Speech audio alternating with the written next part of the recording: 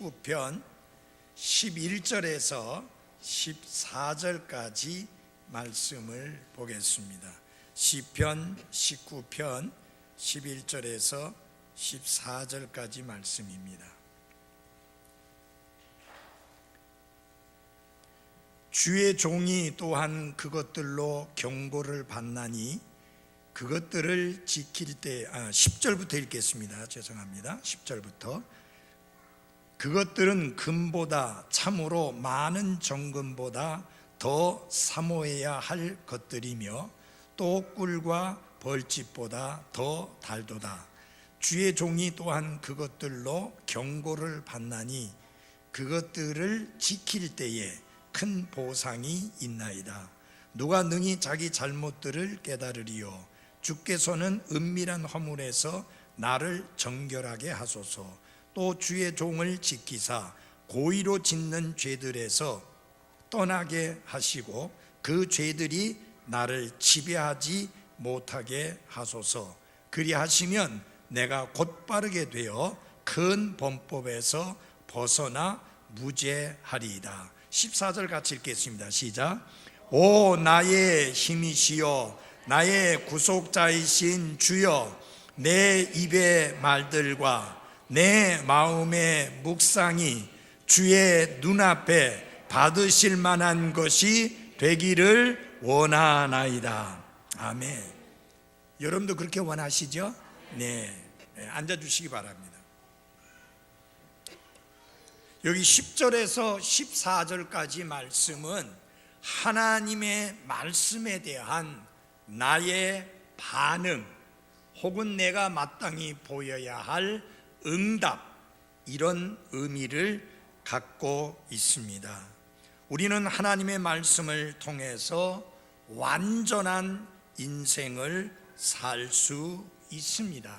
그러므로 우리가 삶을 살면서 하나님의 말씀, 성경 기록을 가까이 하는 것은 매우 중요한 일입니다. D.L. 무디 목사는 이런 말을 했습니다. 말씀을 가까이 하면 죄가 멀어지고 죄를 가까이 하면 말씀이 멀어진다. 그리스도인이 불순종하는 삶을 살게 될 때 제일 먼저 나타나는 특성 중에 하나가 하나님의 말씀을 읽는 것을 피하고 귀찮아하는 것입니다. 그리고 하나님의 말씀을 듣는 것도 부담스러워 합니다. 이것이 바로 그리스도인으로서 합당하게 살지 않고 하나님을 거역하고 대적하며 사는 불순종의 삶을 살 때 나타나는 증거입니다. 뭐가 멀어져요? 말씀이 멀어집니다. 읽는 것이 멀어지고 듣는 것이 멀어지고 귀찮아지고 부담스러워 하는 것이 하나님께 불순종하는 그리스도인의 삶의 모습입니다. 우리가 말씀을 가까이 하면 가까이 할수록 뭐가 멀어지겠습니까? 큰 소리를 이야기하고 있어요. 뭐가 멀어져요? 죄가 멀어집니다. 그리고 우리가 죄에 빠지면 대신에 하나님의 말씀은 멀어집니다. 그러므로 하나님의 말씀을 가까이 해서 말씀으로 말미암아 완전하고 복된 삶을 누리는 저희들이 돼야 하는 게 옳습니다. 여러분, 이 말씀을 주신 하나님께 감사와 찬양을 드리십시오. 이 성경이라는 놀라운 선물을 주신 하나님께 우리는 감사하며 살아가야 하는 것입니다.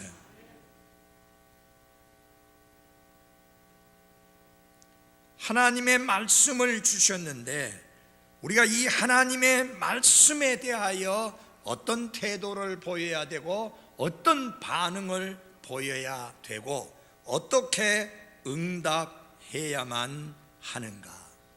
여기 시편 기자는 하나님의 말씀이 얼마나 귀하고 얼마나 소중한지 금 그리고 정금보다 더 귀하다, 그렇게 이야기를 했습니다.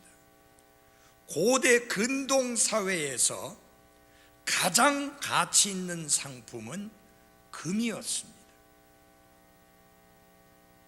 시편 기자는 가장 가치 있는 상품으로 알려진 금과 정금보다 더 귀하다라고 하나님의 말씀에 감사하고 있습니다. 그리고 고대 근동에서 가장 달콤한 물질로 알려진 꿀보다, 벌집보다 더 달다고 그렇게 고백합니다. 여러분, 이 고백을 할 때 이 시편 기자 다윗이 어떤 형편에 있던 사람인가를 아셔야 합니다. 그는 왕의 자리에 있었습니다. 늘 진수성찬을 먹는 자리에 있었습니다. 금이 넘쳐날 수 있었습니다. 그런데 다윗의 관심은 금도 아니고 흔하게 접할 수 있는 꿀도 아니고 그의 관심은 하나님의 말씀에 있었습니다. 여러분, 시편 119편은 175절입니다.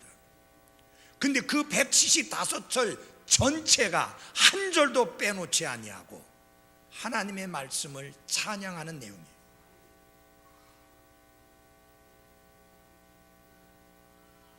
그 히브리어에 있어서 우리나라 기역, 니은, 디귿, 리을 하듯이 히브리어에도 그런 알파벳이 있는데 그 알파벳을 따라서 첫 자부터 마지막 글자까지 이렇게 나누어져 있는 게 175절로 되어진 119편입니다. 신기하고 놀라운 것은 한 절도 빼놓지 아니하고 이 175절 전체가 하나님의 말씀을 감사하며 찬양하는 내용들입니다. 그래서 기회가 주어지면 시편 119편 전체를 설교하겠습니다. 천재매가 씩 웃는 거 보니까 목사님이 기회가 주어지면 요한계시록 설교한다더니 아직도 안 하고 그런 표정이에요.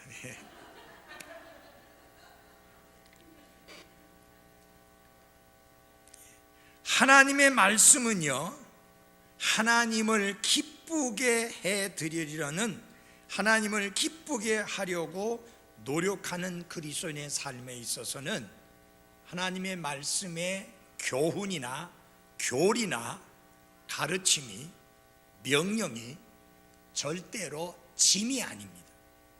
부담이 아닙니다. 오히려 하나님께서 말씀을 통해서 우리에게 가르쳐 주시고 명령하시고 우리에게 교훈하시는 게 감사할 따름입니다.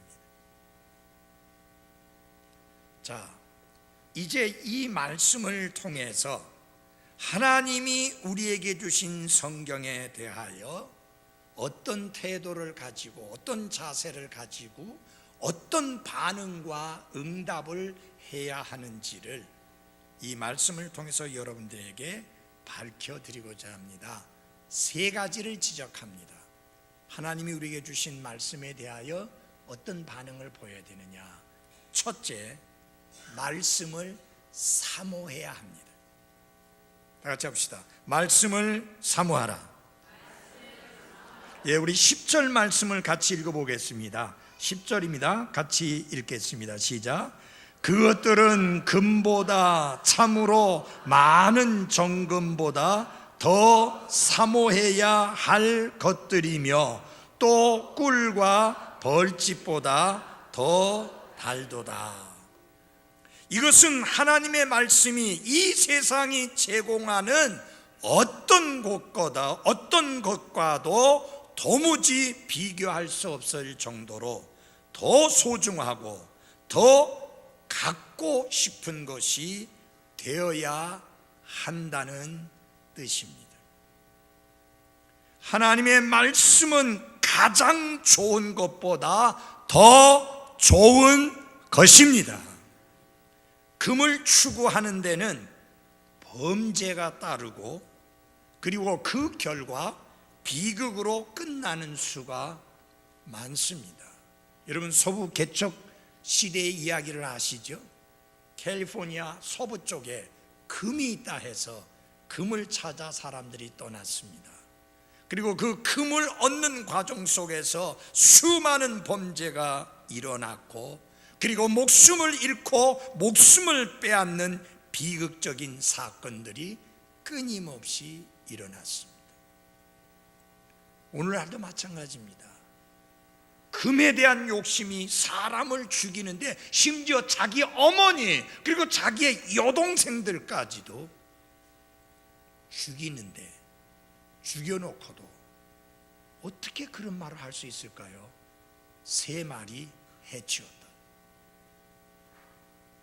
이게 바로 돈에 대한, 금에 대한, 황금에 대한 욕심이 빚은 비극이요 죄악입니다. 그런데 하나님의 말씀을 금과 정금보다 사모하면 그런 비극적인 일이 일어나는 것이 아니라 세상이 알지 못하는 평안과 세상이 줄 수 없는 기쁨을 누리게 됩니다.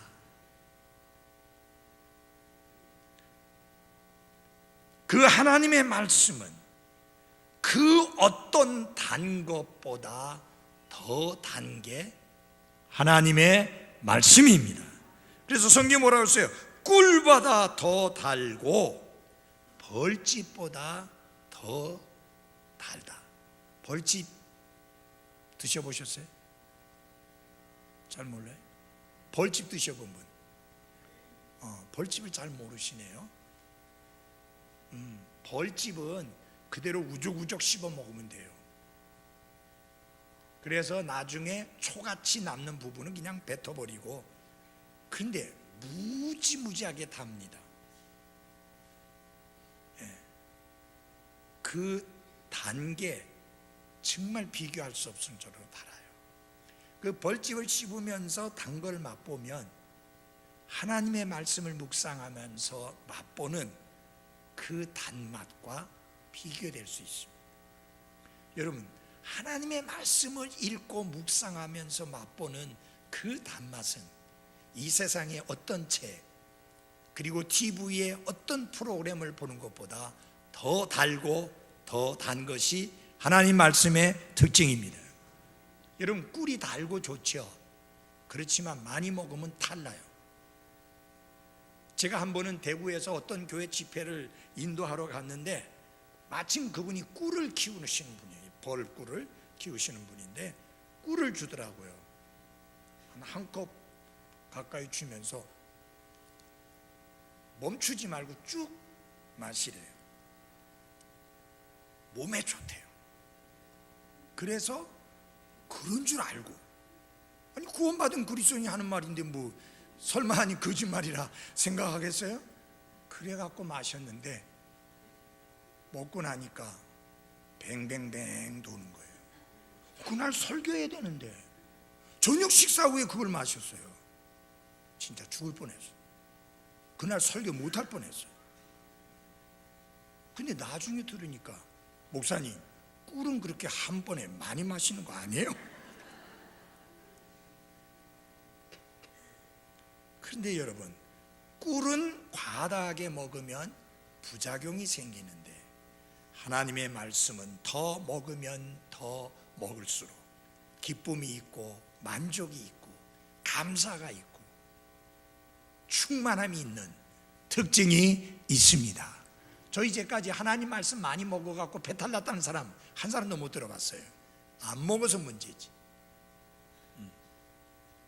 그래서 하나님 말씀 배부르게 드셔도 전혀 문제 없으니 하나님의 말씀을 그렇게 꿀과 벌집보다 금과 정금보다 더 사모하는 성도들이 되시기를 바랍니다.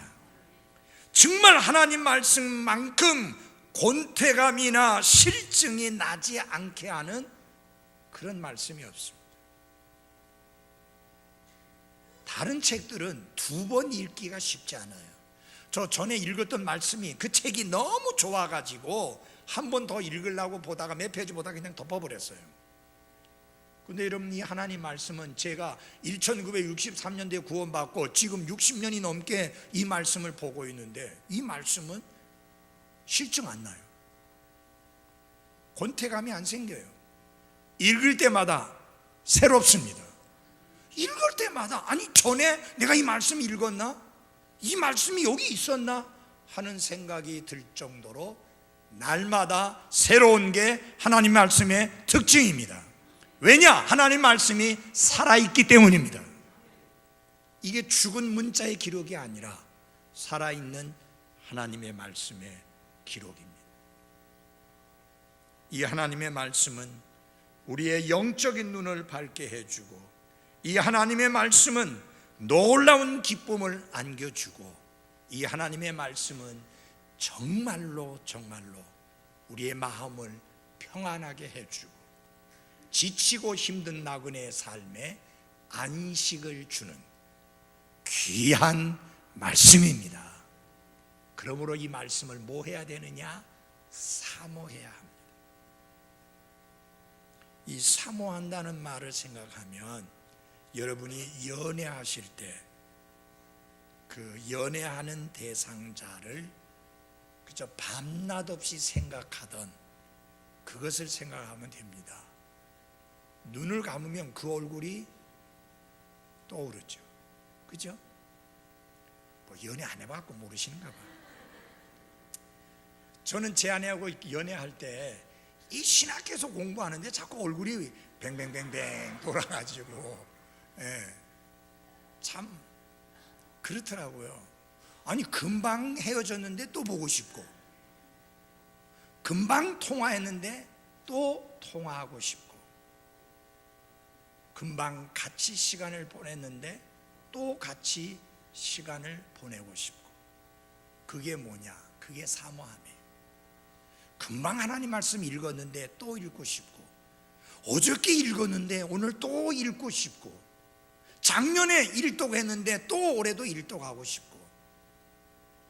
하나님의 말씀에 대한 사모함, 갈급함, 그것입니다. 여러분, 음식에 대한 사모함이 있어요? 없어요? 근데 어제 보니까 잘 먹던데.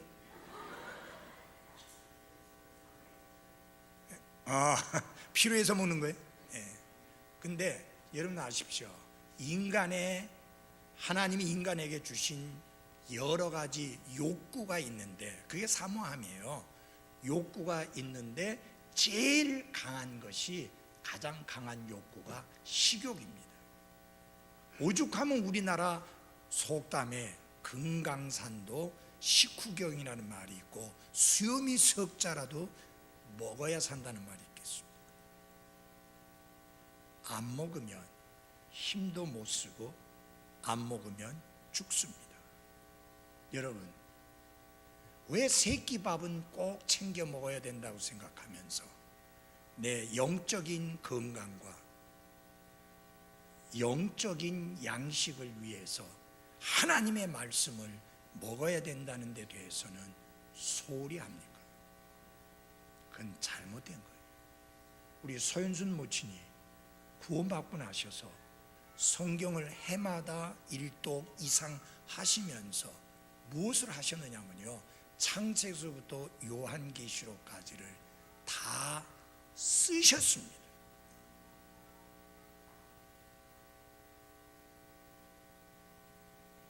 말씀에 대한 사모함이 없으면 불가능한 이야기예요. 전에 제가 신방 갔을 때, 최영선자매 살아있을 때 어머니에게 전도하려고 신방 갔는데 문 딱 걸어 잠그고 얼굴도 안 보여주셨어요. 얼마나 비싼 얼굴인지 얼굴도 안 보여주셨어요. 그래서 제가 물에다 대고 이야기하고 왔어요. 예?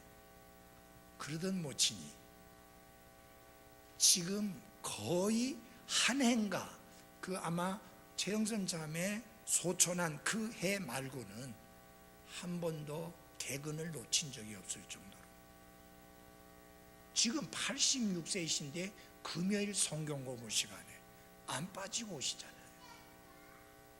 뭐예요? 하나님의 말씀에 대한 사모함, 갈급함. 네, 바로 이거예요. 여러분, 이건 축복이에요. 이건 기쁨이에요. 여러분, 아니 나이 70 먹고 80 넘어가지고 내가 이렇게 기뻐할 만한 게 있고 이렇게 사모할 만한 것이 있다는 게 얼마나 감사해요. 여러분, 지금 예수 믿지 않고 공부하지 않은 노인네들 어떻게 보내요? 노인정에 가가지고 시잘데없는 짓이나 하면서, 시잘데없는 이바구나 하면서 시간 보내다가 식사나 축 내고 집에 오잖아요. 그렇죠? 그러면서 뭐라고 그래요? 지루하다, 인생이 심심하다. 우리 예수 믿고 구원받고 말씀과 믿음 안에서 사는 사람들은요, 심심할 여가가 없어요. 보세요. 주일 오전 예배, 오후 예배, 수요 예배, 금요 성경 공부 이렇게 오면은 얼마나 바빠요. 바빠 이것도. 거기다가 가을 나들이까지 갔다 오면, 예? 식사도 한 번까지 하면 얼마나 더 바빠요. 이게 정말 우리가 지루하지 않게 살 수 있고 즐거워하며 기뻐하며 감사하며 살 수 있는 게 이게 얼마나 큰 특권이냐. 그러니까 여러분, 정말 연세가 드실수록 여러분 무엇을 가까이 해야 되는가? 하나님의 말씀, 성경을 가까이 하셔야 합니다. 그래야지 헛되고 무익한 그런 일에 시간을 낭비하지 않을 수 있습니다. 잘 들어주십시오. 내가 좋아하는 취미 생활은 절대로 하나님 말씀보다 앞서면 안 됩니다. 하나님 말씀보다 앞서게 되면 그것은 마치 도박처럼 나를 사로잡는 것입니다. 우리 여기 자매님들 피아노 반주자들 있잖아요. 피아노 치는 거 좋아하죠? 지훈이 자매? 싫어요? 좋아하잖아요. 이게 피아노 치는 게 좋다고 해갖고 하루에 그거는 서너 시간씩 치면서 성경은 10분도 안 본다. 그런 문제가 있는 거예요. 왜? 첫째로 하나님의 왕국과 하나님의 의를 구하라고 했는데 그거는 첫째가 아니에요. 잘 들어주십시오. 언제나 우리의 삶 속에서는 하나님과 그분의 말씀이 첫째이어야만 합니다. 연속극이 첫째 아닙니다. 뉴스가 첫째 아닙니다. 무슨 다큐멘터리 같은 그런 것들이 첫째가 아닙니다. 그리스도인의 삶에서 첫째는 언제나 하나님의 말씀이어야 하고 하나님 자신이어야 합니다. 금보다 더 사모해야 되고, 그 말은 뭐냐면 내가 가장 소중하게 여기는 그 어떤 것보다 더 사모해야 된다, 그 뜻입니다. 지금 여러분에게 가장 소중한 게 뭡니까? 직장입니까? 내 사업입니까? 내 남편입니까? 내 아내입니까? 내 자식입니까? 내 부모입니까? 그 모든 것보다 앞서야 되는 게 하나님의 말씀입니다. 하나님 자신이어야 합니다.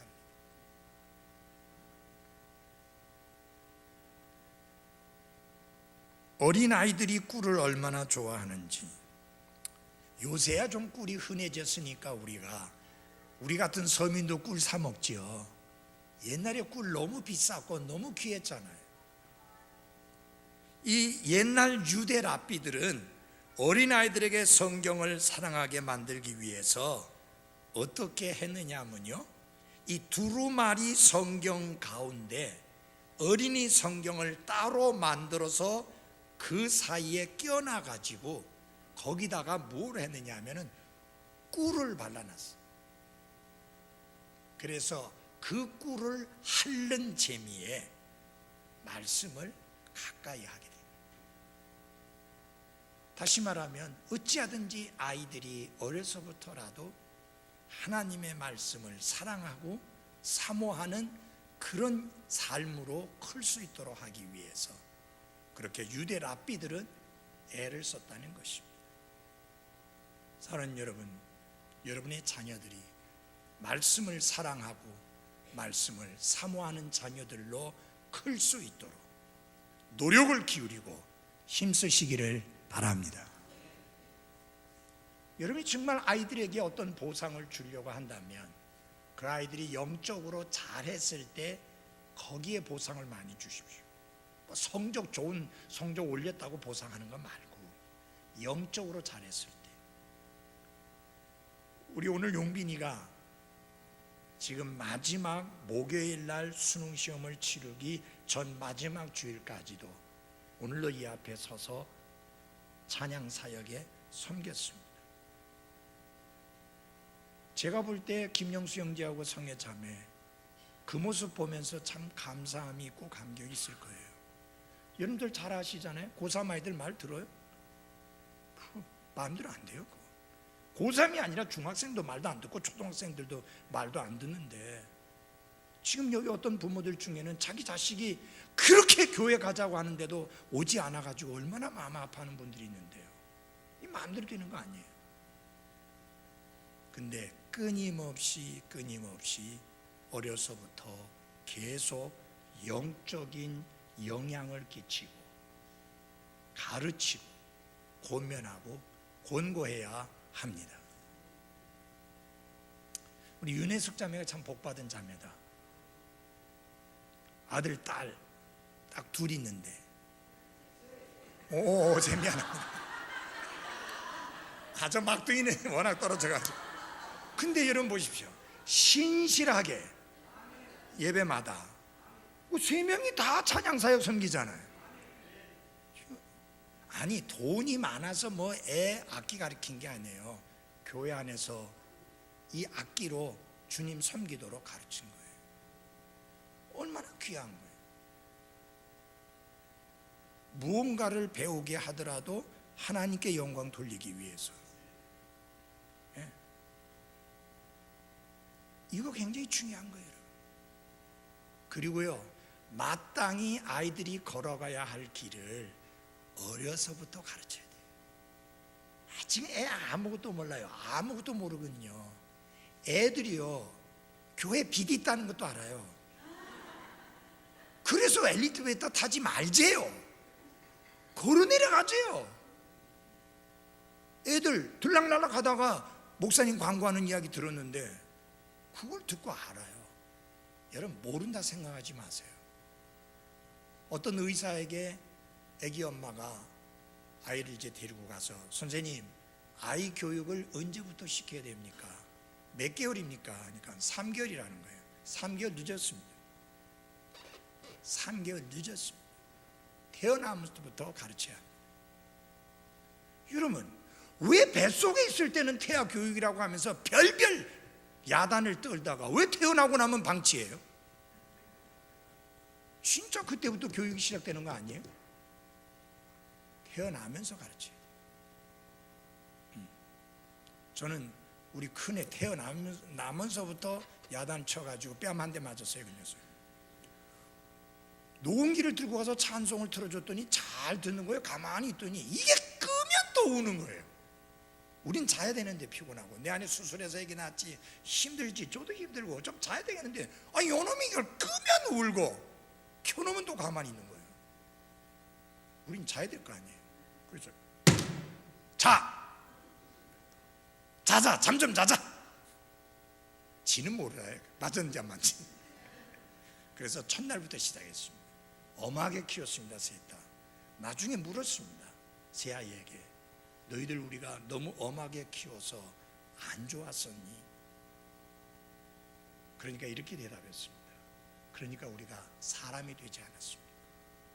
짐승같이 안 살고 동물처럼 살지 않고 사람답게 살지 않습니까?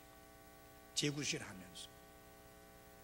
여러분이 정말 자녀들이 제구실을 하는 그리스도인다운 그리고 사람다운 자녀로 크기를 원한다면 어려서부터 부지런히 하나님 말씀을 사랑하고 사모하고 하나님을 경배하는 아이들로 키우시기를 바랍니다. 두 번째로, 말씀을 지키는 거룩한 삶을 살아야 합니다. 11절을 우리 같이 읽어보겠습니다. 11절 같이 읽겠습니다. 시작. 주의 종이 또한 그것들로 경고를 받나니 그것들을 지킬 때에 큰 보상이 있나이다. 말씀을 사모하고 말씀을 사랑하고 말씀을 기뻐하고 말씀을 인해 감사하고 말씀을 인해 즐거워할 뿐만 아니라 거기에서 끝나서는 안 되고 하나님의 말씀을 뭐 해야 된다? 지켜야 한다. 말씀이 가르치는 대로, 말씀이 이끄는 대로, 말씀이 명령한 대로 지킬 때에 거기에 의미가 있는 거예요. 참 여러분, 우리가 당연히 하나님 말씀 따라야 되고 당연히 하나님 말씀에 순종해야 되고 당연히 하나님 말씀 지켜야 되는데, 참 하나님이 너무너무 은혜가 풍성하신 하나님이에요. 여기 시편 기자는 이렇게 말했습니다. 그것들을 지킬 때에 큰 보상이 있나이다. 여러분, 애들이 부모님 말씀 잘 듣거든 보상해 주세요. 그거 뭐 당연한 거 아니에요? 하나님 아버지도 당연한 것에 큰 보상을 주시는데, 여러분, 우리가 하나님 앞에 뭐 보상 받을 만한 자격이 있어요? 뭐 요구할 수 있어요? 은혜예요, 은혜. 당연히 순종해야 되고 당연히 지켜야 되고 당연히 따라야 되는데, 순종하고 지키고 따랐더니 하나님이 큰 보상을 주신다. 이거 은혜 아니고 뭐예요? 그래서 사랑하는 여러분, 하나님의 말씀은 지식을 위해서 주신 게 아닙니다. 하나님의 말씀은 누군가를 판단하기 위해서 주신 게 아닙니다. 하나님의 말씀은 내가 그대로 지켜 순종하도록 주신 말씀입니다. 그래서 시편 기자는 이렇게 기도합니다. 12절과 13절을 같이 봐주시기 바랍니다. 12절과 13절 제가 봉독해 드리겠습니다. 은밀한 허물에서 나를 정결하게 하소서. 또 주의 종을 지키사 고의로 짓는 죄들에서 떠나게 하시고 그 죄들이 나를 지배하지 못하게 하소서. 그리하시면 내가 곧바르게 되어 큰 범법에서 벗어나 무죄하리다. 잘 들어주십시오. 그는 하나님의 말씀을 지키며 살기를 원하는데, 내가 마음에 결단만 하면, 내가 마음에 결심만 하면 당연히 그렇게 살 수 있다라고 그렇게 결론 내리지 않습니다. 하나님의 은혜와 도우심이 없이는 내가 그런 삶을 살 수 없으니 하나님이여 나를 도우소서라고 기도하고 있습니다. 그래서 그 기도가 몇 가지입니다. 첫째, 은밀한 허물에서 나를 정결하게 하소서. 아무도 모르지만 하나님만 아시는 은밀한 허물, 은밀한 죄에서 나를 정결하게 하소서. 여러분, 사람이 죄를 짓는 일에 용기를 가질 수 있는 것 중에 하나가 은밀한 것, 아무도 모른다고 생각할 때 죄를 짓기 쉽습니다. 그 허물에서 내가 그런 허물에 빠지지 아니하도록 지켜달라는 겁니다. 그 다음에 두 번째 뭐냐? 고의로 짓는 죄들에서 떠나게 해달라. 이 고의로 짓는 죄라고 하는 것은 무엇을 말하는 것이냐면요, 의도적으로 하나님을 대적하고 하나님의 말씀을 거역하는 교만의 죄를 말합니다. 사탄의 본성이 교만입니다. 여러분 잘 들어주세요. 누가 천사장이었던 루시퍼에게 충동질을 해가지고 하나님과 견주고 하나님을 대적하라고 한 적 없어요. 자기 스스로 하나님보다 높아지려고 하다가 쫓겨났죠. 무엇에서 시작된 거예요? 하나님보다 내 보좌를, 내 왕자를 높이리라고 하는 교만에서. 하나님이 그에게 주신 자리에 만족하지 않고. 그러므로 사랑하는 여러분, 정말 무서운 게 뭐냐? 교만입니다. 교만은 하나님의 말씀을 들으려고 하지 않습니다. 교만은 하나님의 말씀을 지키려고 하지 않습니다. 교만은 하나님의 말씀에 순종하려고 하지 않습니다. 여러분, 사울왕 보셨죠? 그가 교만하니까 지 멋대로 행하고 하나님의 말씀이 안중에도 없는 것을 볼 수 있습니다. 다 죽이라 했지만 살려놓고. 그거 뭐예요? 하나님의 말씀이 안중에 없어요. 왜? 교만해서. 가장 무서운 죄, 교만입니다. 여러분, 아담과 이브가 범죄에 빠지게 된 것도 교만 때문에요. 사탄이 부추깁니다. 네가 신들과 같이 된다 하니까, 야, 하나님의 창조물보다는 신들과 같이 되는 게 더 낫지 않냐? 이브도 가만히 쳐다보니까 지혜롭게 할 만큼 탐스럽고. 여러분, 그게 지혜롭게 할 만큼 탐스럽게 보이면 안 돼요. 하나님이 먹는 그날에 반드시 죽으리라고 한 그 실과가 어떻게 그렇게 탐스럽게 보입니까? 청송사과나 탐스럽게 보여야지. 하나님이 먹는 그날에 반드시 죽으리라고 말씀하신 그 열매가, 그 실과가 탐스럽게 보여서는 안 되죠. 교만 때문에 그게 달리 보이는 거예요. 사랑하는 그리스도인 여러분, 조심해야 됩니다. 세 번째로 시편 기자가 기도한 게 뭐냐? 죄들이 나를 지배하지 못하게 하소서. 무엇이 내 삶을 지배하는가? 하나님의 뜻인가? 아니면 죄들인가? 하나님이 원하시는 것, 하나님의 말씀이 나를 지배하는가? 아니면 죄들이 나를 지배하는가?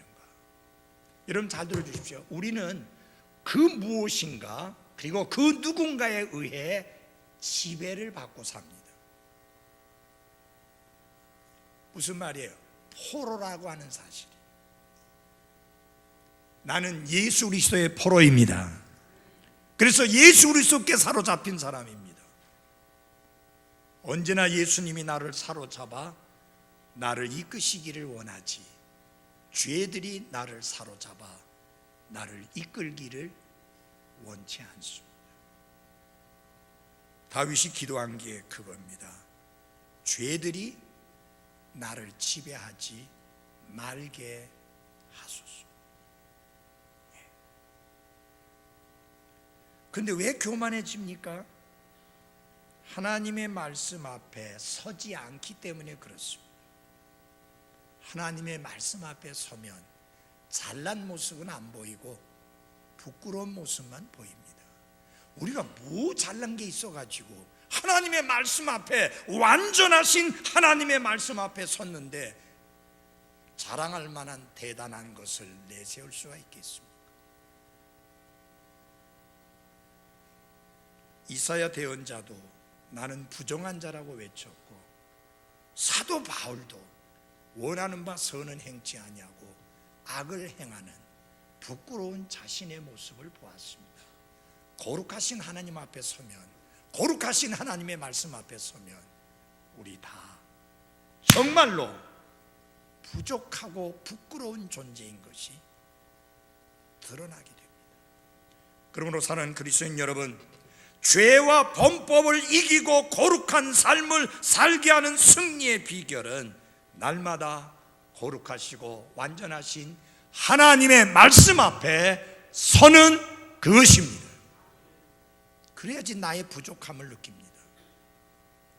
그래야지 나의 부끄러운 모습이 보여지게 되고, 거룩하고 완전한 하나님 말씀 앞에 서야만 나의 부끄러움 때문에 거룩한 삶을 사모하게 되는 것입니다. 마지막으로 다 같이 합시다. 하나님이 받으실 만한 삶. 14절을 다 같이 한 목소리로 읽겠습니다. 14절입니다. 같이 읽겠습니다. 시작.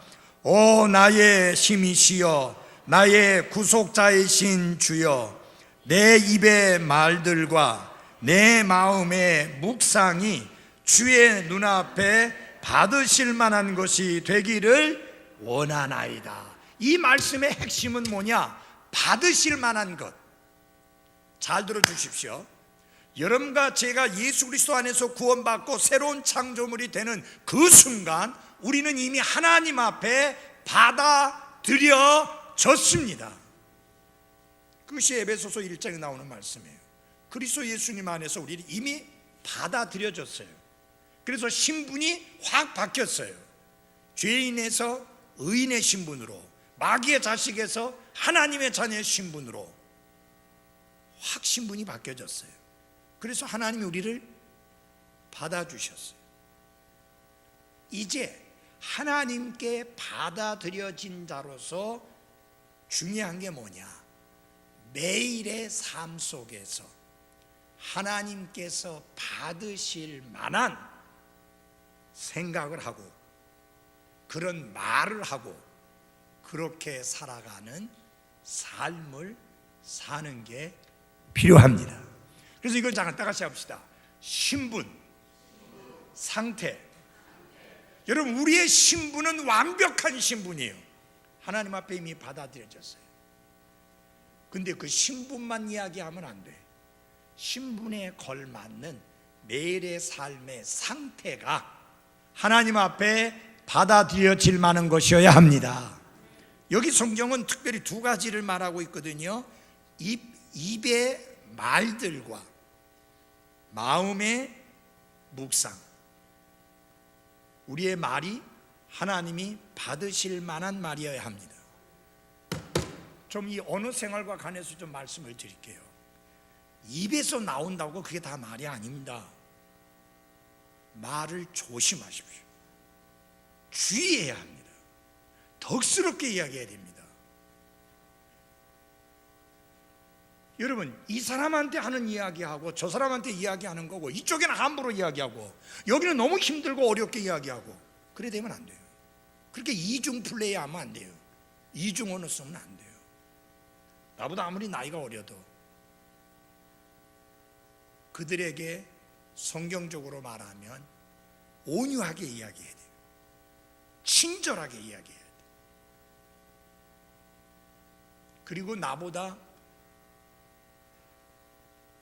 어른이라고 생각되는 분에게 여기 어린 사람에게 하듯이 똑같이 그렇게 해야 됩니다. 여러분, 손으로 때려갖고 생긴 상처는요 그렇게 오래 안 가요. 근데 말에 의해서 당한 상처는 무지 오래 가요. 어떤 분은 평생 갈 수 있어요. 말이 칼보다 더 예리할 수 있습니다. 그렇기 때문에 조심해요. 그리스도인은 그 입의 말이 하나님이 받으실 만한 것이 되게 해야 합니다. 은혜스럽게 이야기해야 됩니다. 어느 누구도, 우리 가운데 어느 누구도, 그리고 어떤 분으로부터도 무시당하는 말을 들어야 될 이유가 아무것도 없습니다. 여기 있는 분 중에서 어느 누구도 다른 사람으로부터 무시당하는 말을 들어야 될 이유가 하나도 없습니다. 서로 존경하기를 먼저 하고 우리 입술의 말이 서로 존경하는 말이어야 합니다. 하나님이 받으실 만한 말. 여러분, 지금 하나님 옆에 딱 서 계신다고 생각하고 내가 그 말 할 수 있는가? 그거 생각하고 말하면 됩니다. 부모가 자식에게 하는 말이라 할지라도 마찬가지예요. 요새는 자식들이 부모에게 함부로 말하더라고요. 옛날하고 반대야.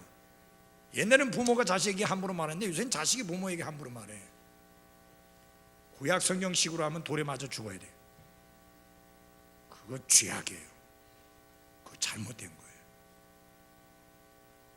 여러분, 성경만큼요 부모를 공경하고 부모를 존경하고 부모에게 잘해야 된다는 것을 가르치는 책이 이 지구상에 없습니다.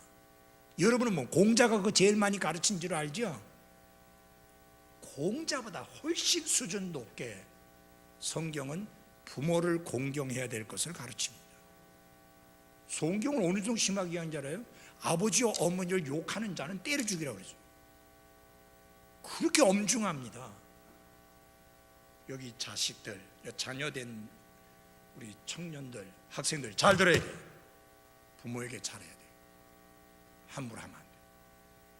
그것처럼 어른에게도 잘해야죠.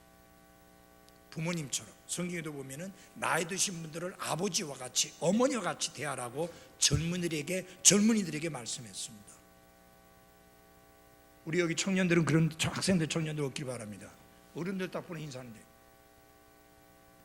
이게 뭐예요? 이게 인사에 뭐예요? 우리 여러분 브라운 선교사님 인사하는 거 보셨어요?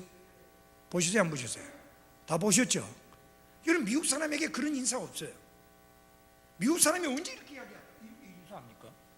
이번에 저기 트럼프 대통령 보니까 뭐 사람들 막 보통 앞에 가서 말하게 되면 이렇게 인사하잖아요. 뭐 이거예요. 그게 미국 문화야. 이분은 미국 사람이잖아요. 근데 한국 문화를 배운 거예요. 그래서 인사를 90도 각도로 해요. 그렇게 인사하는데 우리 젊은 애들은 잃어버리면 되겠어요? 그것도 그나마 안 하고 안 돼. 근본주의 독립침례 교회 성도라고 하면은 말씀대로 행동하는 것도 말하는 것도 보여야 하는 게 옳습니다. 제대로 인사해야 돼요. 어른들을 공경하고 부모님 공경하고. 부모님에게 함부로 말하면 안 돼. 김정은이도 무서워하는 중이 애들을 함부로 말하는데 함부로 말하면 안 돼. 진짜 부모님은 존경을 받아야 될 뿐이지 자녀들에게 무시당해야 될 분이 절대 아닙니다. 그래서 내 입술의 말 그것만이 아니고 내 생각, 내 마음이 묵상하는 것까지도 하나님이 받으실 만한 그런 것이 돼야 합니다. 기도하겠습니다.